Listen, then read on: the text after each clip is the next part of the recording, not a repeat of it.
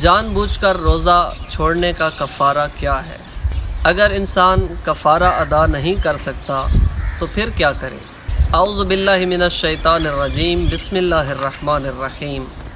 جو شخص ماہ رمضان میں جان بوجھ کر بغیر عذر کے روزہ چھوڑے، اس شخص کے لیے 3 قسم کے کفارے بتائے گئے ہیں۔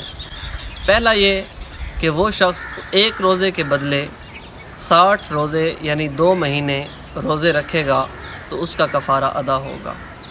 اگر یہ نہیں کر سکتا تو 60 مسکینوں کو پیٹ بھر کے کھانا کھلائے گا، اور اگر یہ بھی نہیں کر سکتا تو پھر ایک غلام آزاد کروائے گا۔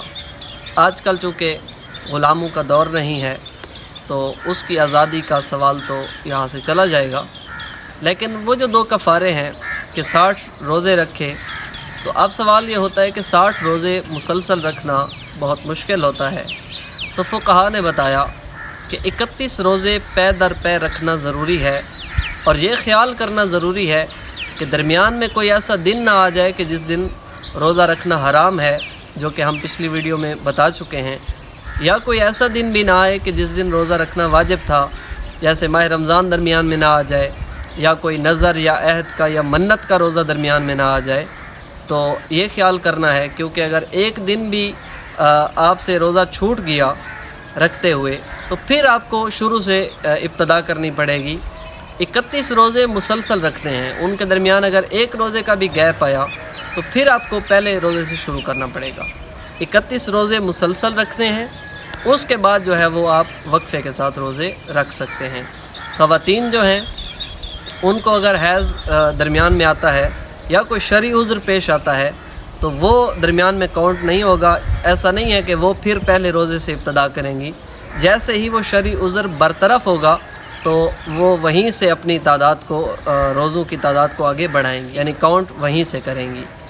اور دوسری صورت کہ 60 مسکینوں کو کھانا کھلانے والی بات، پہلا تو یہ ہے کہ روزے رکھے۔ اگر روزے نہیں رکھ سکتا پھر 60 مسکینوں کو کھانا کھلائے۔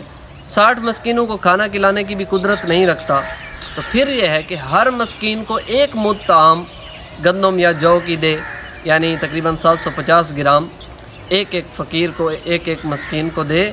لیکن اگر یہ بھی نہیں کر سکتا تو شریعت میں اس کا بھی حل موجود ہے، تو پھر فرمایا کہ وہ شخص استغفار کرے، چاہے 1 مرتبہ ہی استغفار کرے تو خدا سے توبہ کرے، خدا غفور و رحیم ہے۔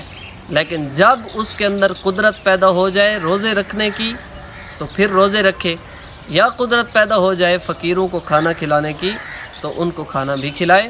لیکن اگر یہ قدرت ساری زندگی نہیں رکھتا تو استغفار کرے، خداوند کریم اس کی بخشش فرمائے گا۔ والسلام علیکم ورحمۃ اللہ وبرکاتہ۔